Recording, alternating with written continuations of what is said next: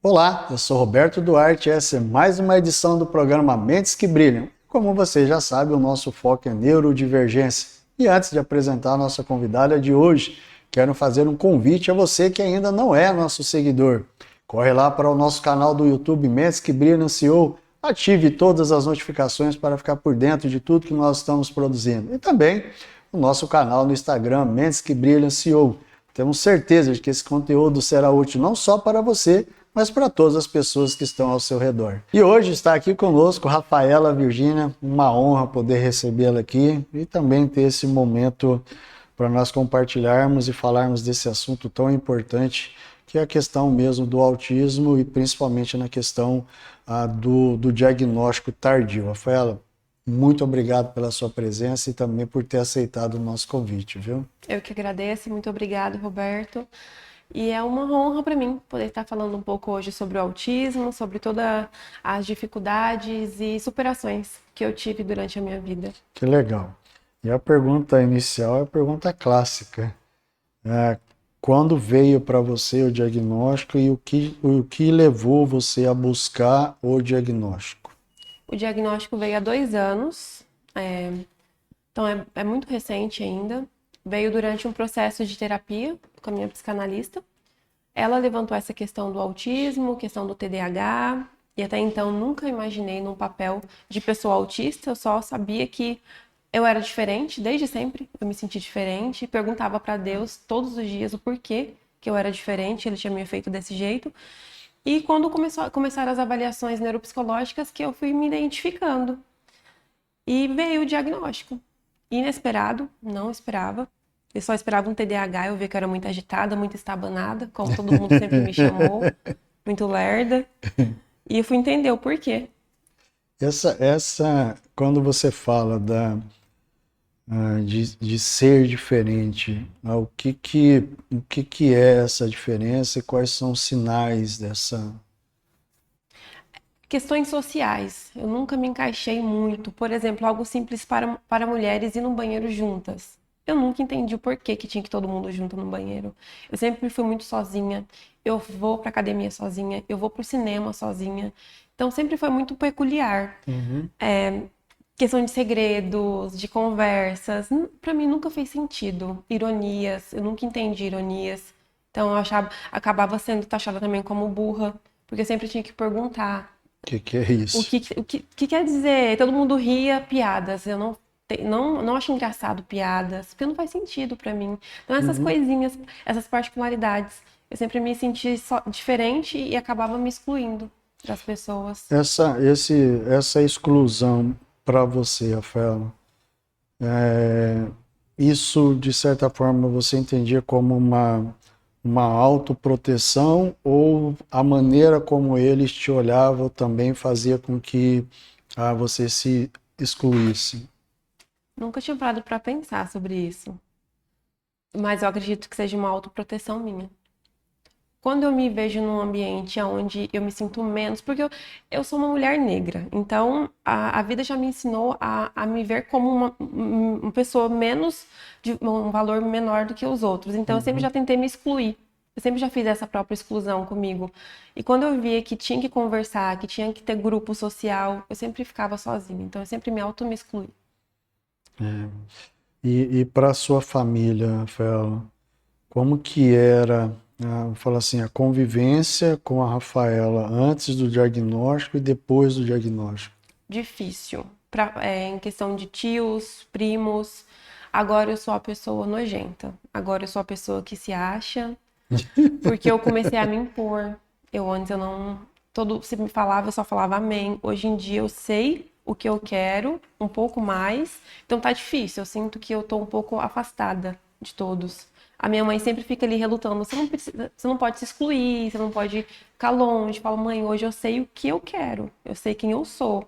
Então tá conturbado, podemos dizer. Ainda estou me achando no mundo e quero que eles me vejam dessa forma. Entendi. E, Vi, e no casamento, como é que isso refletiu, Rafaela? O meu esposo, ele sempre foi muito tranquilo. Então é isso que fez nós estarmos juntos. Eu tenho muitas particularidades lá em casa. Minhas roupas é tudo da mesma cor separada. As xícaras é tudo voltada para o mesmo lugar. E ele sempre respeitou. E aí eu acho que é Que isso que legal. faz nós estarmos juntos. Momentos de crise, é o Everton que me acalma. Ele é a primeira pessoa que eu ligo, porque até hoje eu tenho muitas crises sensoriais. Então, sempre foi muito tranquilo lá em casa, graças a Deus. Quando veio o diagnóstico, ele estava comigo do lado de fora da sala de atendimento. E ele sempre falou: calma, você deu conta até agora, agora você vai entender o Uhum. que te leva a ter crises. Então, lá em casa, graças a Deus, em questão ao casamento, é muito tranquilo. Que legal. E hoje você também exerce a profissão como fisioterapeuta. Como que é lidar com o dia a dia hoje, sabendo do diagnóstico, e sabendo e tendo mais conhecimento também dos seus picos sensoriais e da questão da regulação.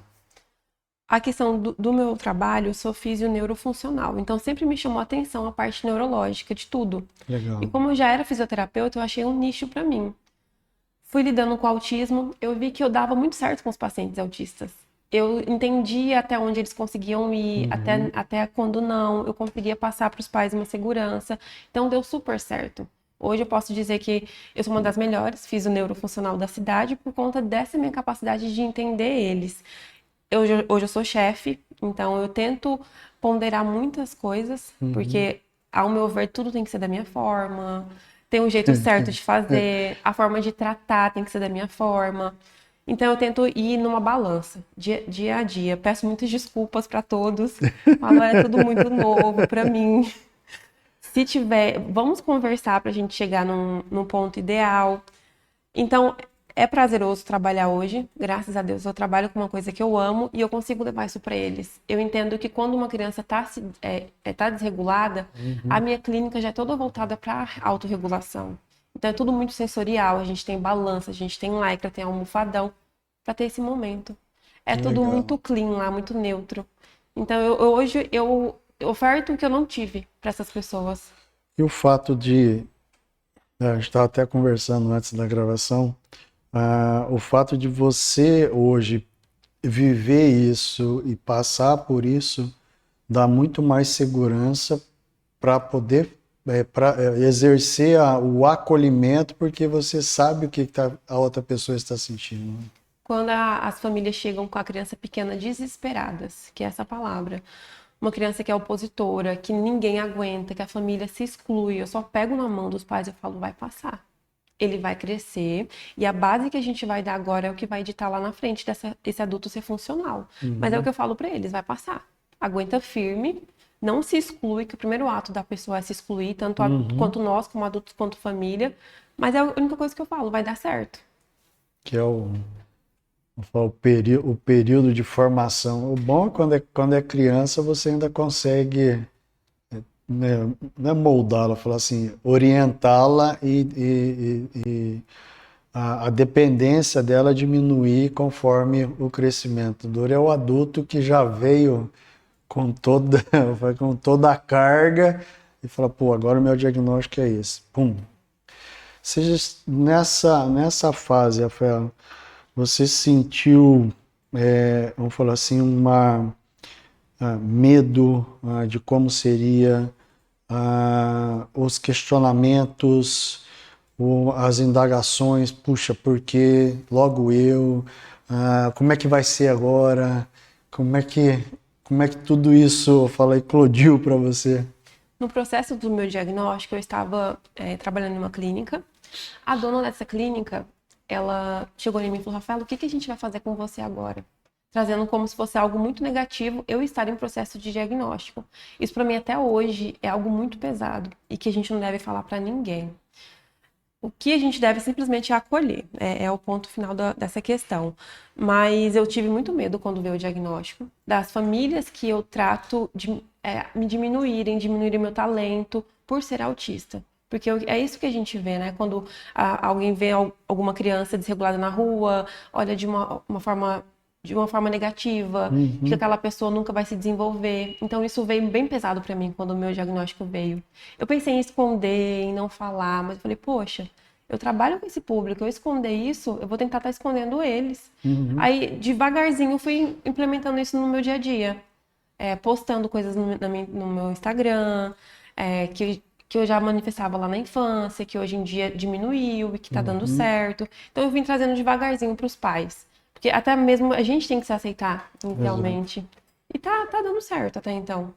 E hoje a aceitação já é mais, vamos falar assim, ela já faz parte do dia a dia. Já. Quando veio o diagnóstico, eu estava à frente de uma associação de autistas aqui da cidade, a ARPTA. Então, eu já estava no meio de muitas pessoas autistas. Então, elas me abraçaram de uma forma que eu não seria abraçada em outro lugar. As mães me acolheram muito bem. A minha vice, que é a Sol, ela falou, Rafa, desde quando eu te conheci, eu já tinha te diagnosticado já, só você que não se via. É doído quando a pessoa fala que já tive autismo. Aí eu falo assim, pô, só você que não sabia. A primeira coisa que a gente ouve quando a gente fala pra alguém que é autista, mas você não tem cara. Mas é mais doído Exatamente. quando a pessoa fala que já te vê como autista. Exatamente. Eu falo, pô, você faz isso, você faz aquilo, você faz. Você nunca prestou atenção? Não, é simples, não Era o mesmo. meu jeitinho. E como hoje é para você, Ofela, a gente tem fala assim, a peculiaridade da questão do autismo, o cérebro acelerado, o perfeccionismo, que é algo judia às vezes, em relação aos pares de trabalho. Como, né, como dosar isso? É um aprendizado diário. Porque tudo tem que ser da nossa forma, do nosso jeito. As caixas de Lego tem que estar da minha forma. Eu ainda não melhorei. No final do dia eu saio aliando tudo, eu saio arrumando tudo. Tanto que isso acaba exercendo muito da gente.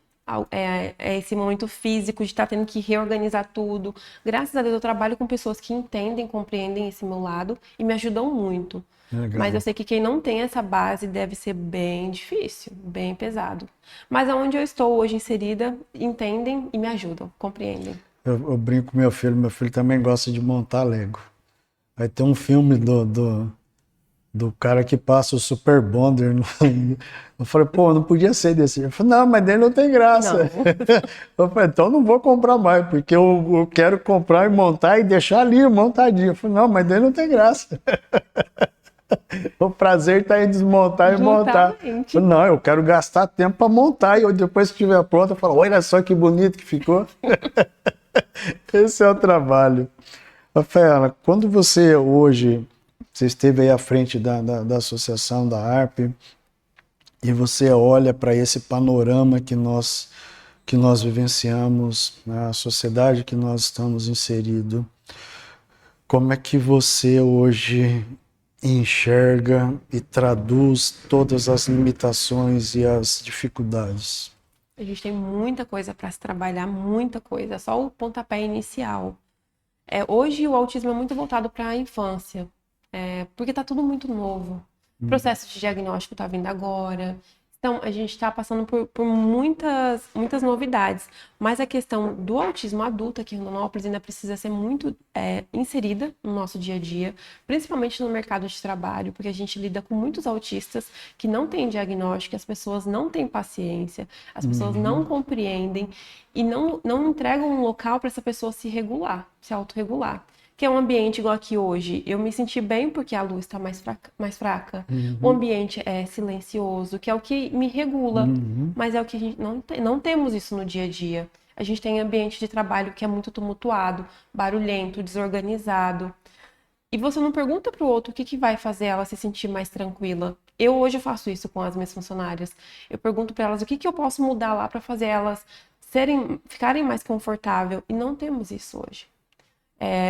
Você não conversa com um adulto para entender o que ele precisa. Eu conversava muito com senhores autistas na ARPTA, de 60 a 70 anos, que sofriam muito no mercado de trabalho, porque não compreendem, não entendem que é um perfeccionismo, não entendem que ele precisa de um momento para respirar, só que é uma carga horária muito extensa, e não é assim que funciona. Então, não é conversado. Eu adorei que você mandou para mim as perguntas já para mim me preparar, que isso é muito bom. E ele sempre você sempre trazia perguntas de como que poderia melhorar, como que coisas partes Particular. pequenas Uhum. que poderia melhorar o dia a dia, as pessoas não perguntam isso pra gente. Mas é porque você é autista, você sabe que isso precisa ser Sabe. inserido. Então, pessoas como nós precisam estar mesmo em grandes empresas para mudar o dia a dia dessas pessoas, Uhum. que é o que precisa mesmo. E parabéns pelo seu projeto. Isso aqui vai Que mudar legal. muitas pessoas. Eu falo que é nosso, porque é nosso no sentido de nós podemos compartilhar aquilo, o mundo, não é que é um mundo à parte, mas é o mundo do autista. A maneira como a gente enxerga, a maneira como a gente trabalha, as perspectivas que a gente tem, as frustrações, as angústias, os medos, a oportunidade de, talvez, de romper essa barreira que é aquilo que a gente está colocando. O medo dos autistas adultos, ou das pessoas buscarem o diagnóstico, segundo, lidarem com o diagnóstico e depois compartilhar isso com as outras pessoas, que é o medo de não serem acolhidas, o medo de serem, aí sim, serem excluídas de fato, de perderem, perder negócio, perder aquilo que nós temos, entre aspas, construímos até aqui, e elas não entendem que o diagnóstico ela é uma fase libertadora, acho que é a melhor expressão, né, de liberdade, de sentido, puxa, agora eu posso viver quem eu sou, eu não preciso mais carregar a máscara, vestir uma carapuça que não sou eu, e ter que chegar em casa exausto. Hoje eu entendo o que é entregar as migalhas para a família, que é, putz, você trabalhou, construí, fiz isso, fiz aquilo, chega em casa, seu filho quer falar com você e fala, não posso, estou cansado. Isso é ruim. E ver quantas pessoas, quantas famílias estão nessa situação. Eu acho que essa oportunidade de ter, por exemplo, você aqui conosco, compartilhando a sua vivência, a sua experiência, como que está sendo para você viver eu falo assim, viver esse mundo do TEA, para nós, eu falo que é muito melhor para nós do que para quem está falando aqui, entendeu? Fela, no sentido hoje de você como pessoa, você comentou que hoje você tem mais domínio e consegue hoje impor quem você é. Quando você olha ainda para futuros sonhos, o que ainda você fala, puxa, eu posso? Mas eu preciso trabalhar muita coisa ainda. Vamos lá. Principalmente em questão de comunicação. Como eu trabalho o dia todo, eu falho muito no telefone. E é uma forma de comunicação. E eu sou muito cobrada por isso. E me dói. Eu sumo. Eu respondo ali rapidinho e sumo. E é uma forma de comunicação que hoje em dia é utilizado e que eu ainda estou pecando. Então eu vejo que eu preciso melhorar muito. Eu ainda balancear o quanto que eu vou... não sei se é certo falar. O quanto eu vou lá na clínica. Vou entregar como Rafaela, fisioterapeuta. Ou como eu vou entregar como filha, como amiga. Uhum. Porque eu abandonei as pessoas hoje em dia por conta dessa falha de comunicação. Então eu preciso melhorar ainda. E não me dar muito ali e faltar aqui. Que é o que você acabou de dizer, que no final do dia você não entrega para o seu filho o que precisa. Hoje eu não entrego eu, Rafaela, amiga, prima, sobrinha, que é o que eu preciso melhorar ainda. Que eu sei que é muita questão do autismo, que é minha autorregulação. Eu chego em casa, eu desligo. E eu me cobro por isso. Eu duro que assim, a gente fala, né? É uma condição do cérebro que não tem como mudar. Tem coisa que a gente, por mais que a gente busque técnicas, busque ferramentas que vão nos ajudar, ela vai até o limite. Ela fala, pô, cara, daqui agora você não vai conseguir. Por quê? Porque o esforço para você ultrapassar aquela barreira é muito pesado. Você quer pagar? Quero. Beleza, então vou passar.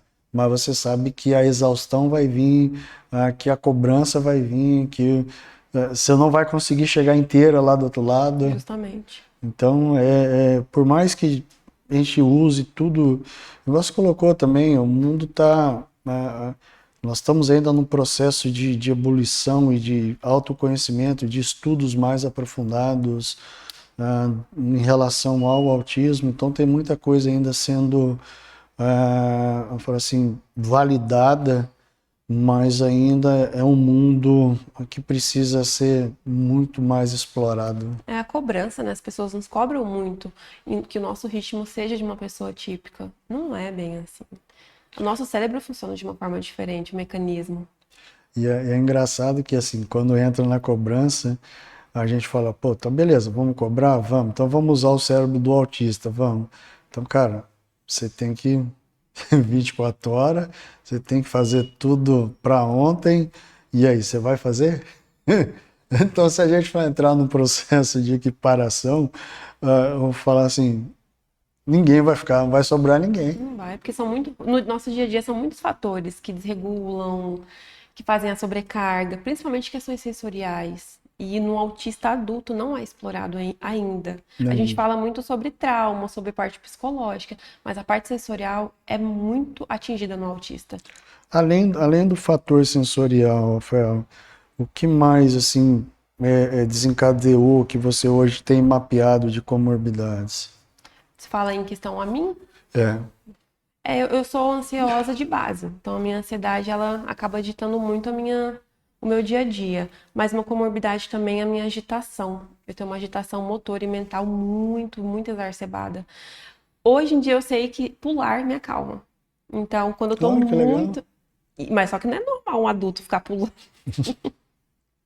Então, meu esposo me vê pulando direto. Que Ontem lá na legal. clínica tinha muita coisa acontecendo ao mesmo tempo e eu quero continuar atendendo. E as pessoas falam, quando você vira empresária, você vai diminuir um pouco a parte da prática, mas é o que me faz ser ser Não humana. tem como. Então, eu pulo, Roberto. Que De vez em legal. quando você vai me encontrar pulando conversando com alguém pulando, mas não é normal, não é funcional. É funcional, só que não é normal. Então eu tento usar muito isso como artifício.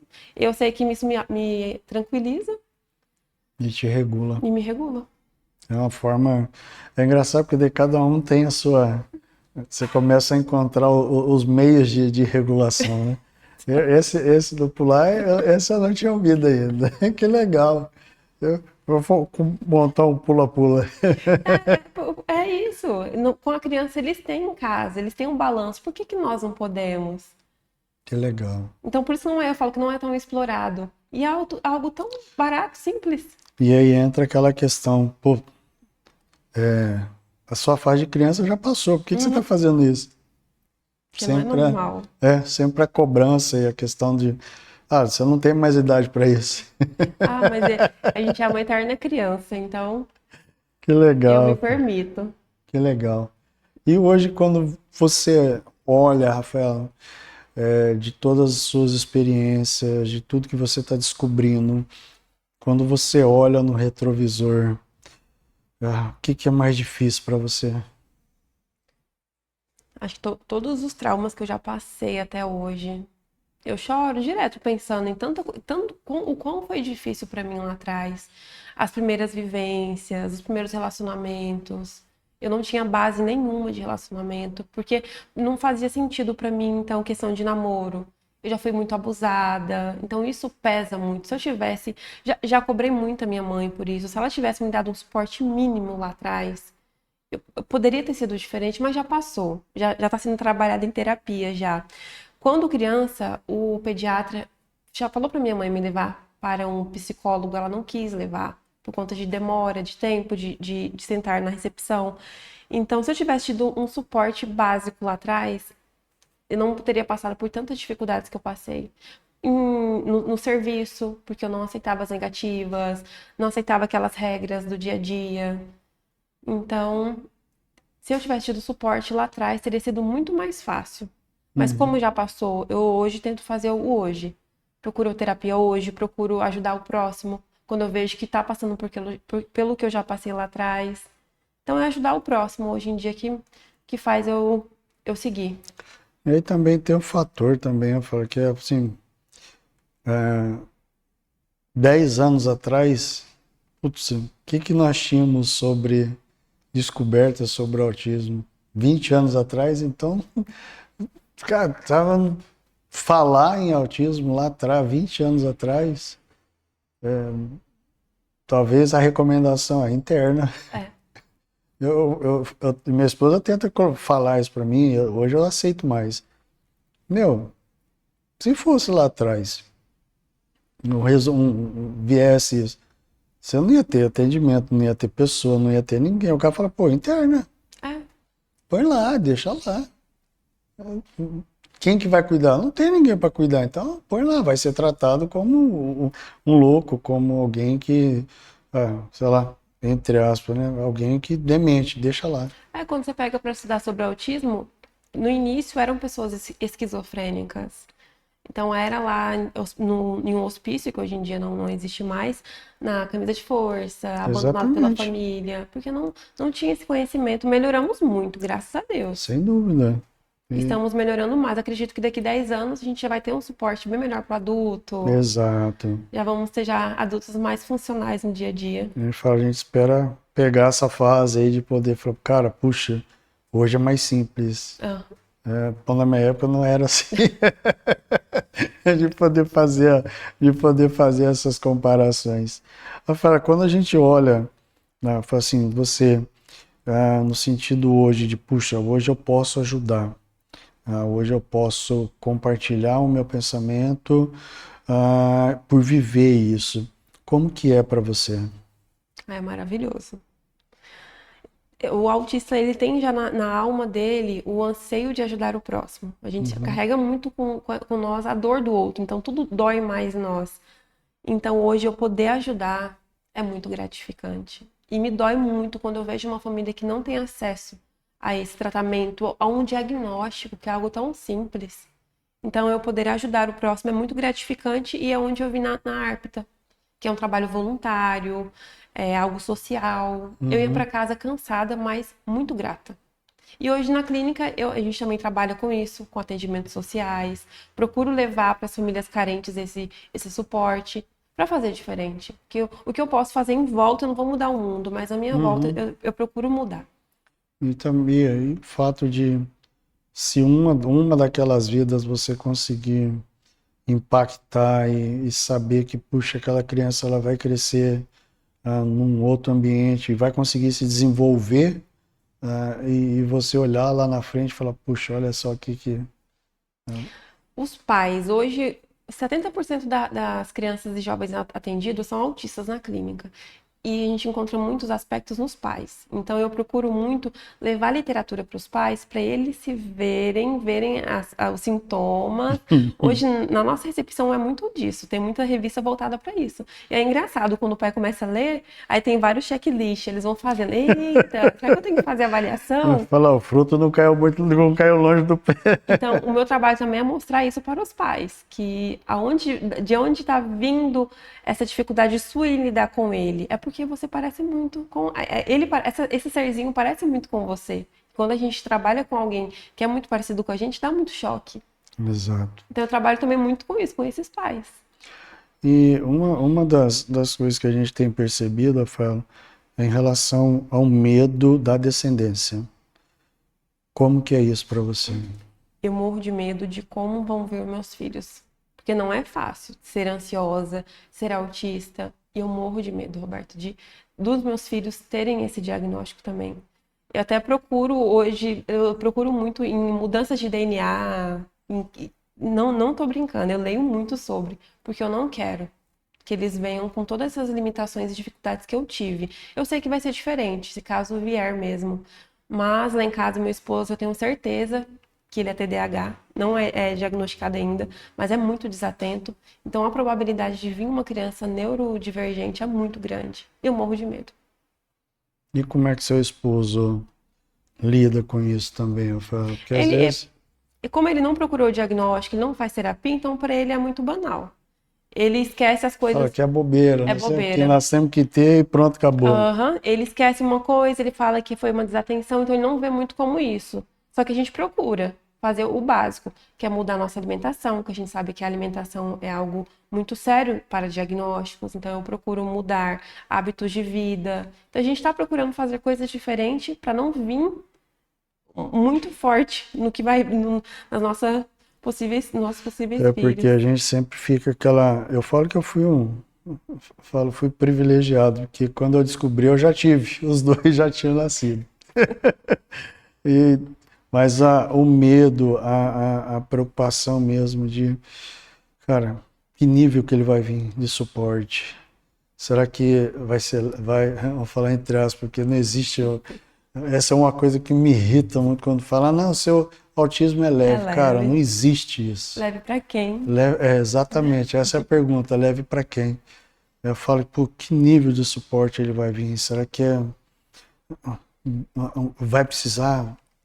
A gente vê um outro fator grande também, é, que é a questão da ausência, muitas vezes paterna, do abandono, né, de puxa, eu fiz, beleza, agora ter que viver com aquela criança no dia a dia, não, isso já não é mais para mim. E a gente vê o alto índice de abandono, tanto é lógico que a tendência é muito maior do homem abandonar do que a mulher. Mas a gente vê, fala, cara, eu não vou cuidar. Na associação a maioria são mães solos que vão atrás Que do largam diagnóstico. tudo, Largam tudo, largam. tudo, E quando tudo. vai levar pro pai, o pai fala que é bobeira, que é besteira, procurando coisa e abandonam. Largam. E a mãe não sabe para quem recorrer. A questão financeira pesa e muito, porque muitas têm que largar o trabalho para poder fazer a dedicação exclusiva do filho, que requer um suporte. E por outro lado, não tem ninguém com quem compartilhar isso. Não. São mães sozinhas. Entendeu? Você fala, pô, esses dias a gente estava conversando com a minha esposa. Meu, falar para uma mãe como essa, ó, hoje você vai ter um dia especial para você. Você vai no cabeleireiro, você vai receber uma massagem. Cara, para elas parece que é algo ainda inimaginável. Mas é mesmo. Inimaginável. Quem que vai ficar com essa criança? E, Ninguém quer ficar porque a criança não para. Aí começa várias vertentes. Que essa mãe esquece de si mesma. e o medo de e se eu faltar? Elas sempre falam que elas pedem pro Senhor levar o filho delas, porque não querem que eles fiquem sozinhos. Isso é algo assim que massacra, entendeu? Assim, a gente fala, cara, o que eu faço? Não tem. Como é que eu. É igual aquelas galinhas. Não dá para pôr todo mundo debaixo da asa e ficar ali protegendo, entendeu? Porque são muitas situações, muitas nuances aí, muitas famílias desestruturadas em função disso. Então, quem vive realmente a questão do lado do autismo, sabe a dificuldade que é de lidar com tudo isso, e ainda pensar, pô, será que vem ou não vem? Na roleta russa. Justamente. Na roleta russa. E isso puxa, pensar nisso, cara, nós temos. E nós sabemos que a maior parte dos diagnósticos é por conta da hereditariedade. Sim. Então, vem da árvore genealógica. E não tem como fugir. Não tem. Não tem como evitar, cara. E outra, não é uma doença, é uma condição neurológica. O seu cérebro é assim. Não tem cura, não é uma doença, é algo para ser trabalhado e vivenciado dia a dia. E muitos ainda falam, não, tem cura, vende. Era a minha raiva as pessoas chegarem tentando vender um protocolo de vai curar que a criança não fala, vai curar que a criança não come. Mas não é uma doença. Eu vi recente uma reportagem de um italiano que veio para o Brasil, trouxe uma máquina, que a máquina vai fazer isso, vai fazer aquilo, quem tem o autismo, essa comorbidade, quando começa a usar, daqui a pouco já qual é. desaparece. Eu falei, cara, como que a gente consegue falar, quem não vive, não sabe o tamanho da besteira que está sendo falada. E quando me abordaram, quando eu estava à frente da ARPTA, eu fui muito criticada por não aceitar levar um protocolo específico lá para dentro. Porque quando a gente abre as portas, as pessoas veem que aquilo ali é algo bom. Só que não era algo bom. Vendia uma cura. E você sabe que a questão financeira vem muito por trás, que é muito rentável você falar Com de certeza. autismo. E me preocupa muito isso. Muitas clínicas abrindo, vendendo protocolos, vendendo que a gente sabe que não é curável. E sem falar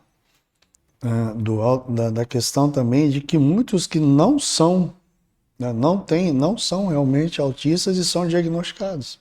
Crianças mal estimuladas, Roberto. Exatamente. A criança não vai falar, a criança não vai brincar porque não sabe. É isso aí. Então, estimula, eu sempre falo para os pais, não faz um diagnóstico agora, com 2, 3 anos. Estimula primeiro, aí depois você dá um possível diagnóstico. Mas É, todo mundo quer ditar, né? Quer diagnosticar e quer dar é como se nome. fosse é como se fosse uma válvula de escape ou uma justificativa para poder dizer, ah não, meu filho ele é desse jeito porque ele é autista. Em contrapartida, as pessoas acabam achando que até o nosso diagnóstico é errôneo, ou a gente É. que acabou querendo se diagnosticar por conta desse tanto de diagnóstico que está vindo. Pai, só Deus sabe como é que é o desafio para você chegar ali e ter que responder tudo aqueles negócios lá e falar, rapaz, o que eu tô fazendo aqui? Era uma crise de ansiedade. A cada testagem era uma crise de ansiedade. Você já vai para ali pensando, meu Deus, como é que vai vir hoje? Justamente. Você sai dali e fala, rapaz do céu, tem mais? Tem, vambora. Aí vai, passa a sessão.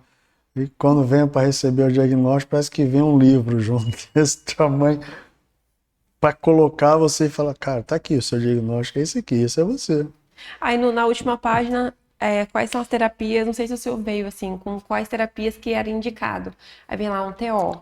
Mas não existe um terapeuta ocupacional para adulto nessa cidade. Aí a gente fica desassistido. Eu lembro que é a mesma situação assim, tá aqui seu diagnóstico, e agora? Se vira. Esse foi o meu sentimento. Fala, se vira. Não, não tem. Não tem quem vai acolher. Você fala, cara, e agora? Você me soltou uma bomba na mão, você me deu uma granada, tirou o pino e falou, segura aí, se você abrir vai estourar.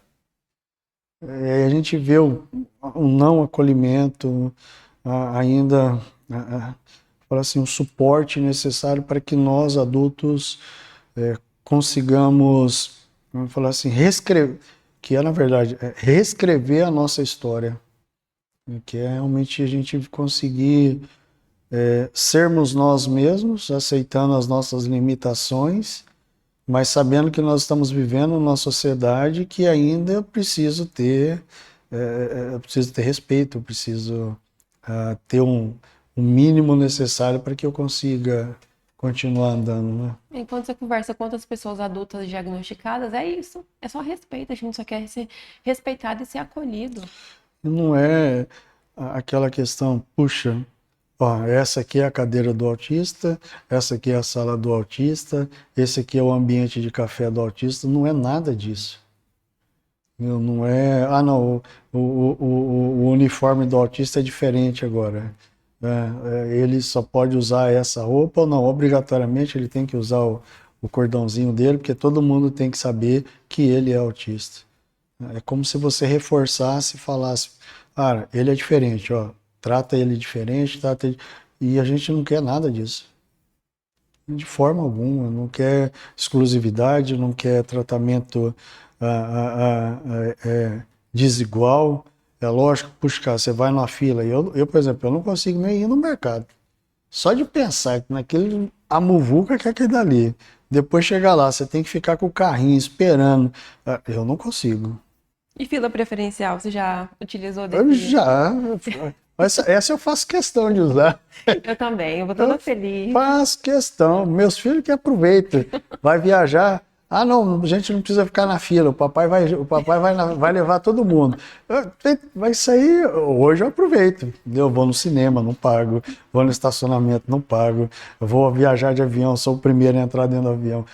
Cara, por quê? Mas não é que isso não é questão do privilégio, é que a desregulação que isso provoca na gente, de você ter que ficar ali parado, todo mundo conversando, é como se aquilo amplificasse, é como se você pegasse cada pessoa de forma isolada, desse para ela aquele negócio de falar que amplifica a voz, e ele ficasse aqui no seu ouvido falando. Então o que você quer? Você quer andar logo, sentar e poder abaixar a cabeça e respirar, você não quer ficar ali. E aí as pessoas não entendem. Não. Ah, não, pô, você não precisa, aí você tá bem, você tá, tem perna, tá forte, pô, para que você vai passar na frente? Isso é entender, né? É algo tão simples. E o pior que você tem que ir lá muitas vezes e fazer valer. Eu já sempre levo Entendeu? a minha carteirinha já no telefone, já para evitar, porque acontece. Tem estacionamento, cara, você ficar rodando. Minha esposa fala, você não respeita as leis. Eu falei, mas, como é que eu vou fazer? Eu não consigo, vai parar na estrada. Primeira coisa que eu olho, tem estrada, tem mato que dá para passar? Tem, bora. Não dá, se eu ficar ali 1 hora, 2 horas parado, eu fico doidinho. Não consegue. É o que a gente não quer brigar, mas a gente precisa entender, é só o respeito mesmo das limitações que a gente tem. A gente não quer cota. Não. A gente só quer ter o respeito Só o de respeito poder e sermos compreendidos, né? compreendidos, exatamente, compreendidos. Rafaela, hoje, para você, a gente falou um pouquinho agora, qual que é o seu maior sonho como autista? É que o processo de diagnóstico e o tratamento seja mais acessível a todos. Sei que é algo muito longe ainda de se acontecer, mas é o que eu espero, de coração. Que seja mais próximo, seja uma realidade de todos. Porque é um Legal. mercado e parece que tá ficando mais caro, e tá ficando tudo mais caro. E fica longe de quem não tem o básico. Eu falo que é igual carteira de habilitação. Lá atrás, com R$ 200, R$ 300, você tirava a carteira. Hoje você tem que pagar R$ 3.000, R$ 5.000. Quem que tem condições? É o que eu quero, é o que eu espero. Que legal, que bacana. E como você hoje move para esse sentido? Fala, poxa, eu posso contribuir. Eu tenho realizado atendimentos sociais, que é o que eu tenho hoje à disposição. Procuro sempre ajudar com palestras, como eu já tenho uma base lá da associação, eu procuro estudar Que muito. legal. Eu sempre procuro ir falar onde as pessoas não vão. Eu tenho um sonho muito antigo de ir em aldeias, porque a gente vê poucos índios autistas.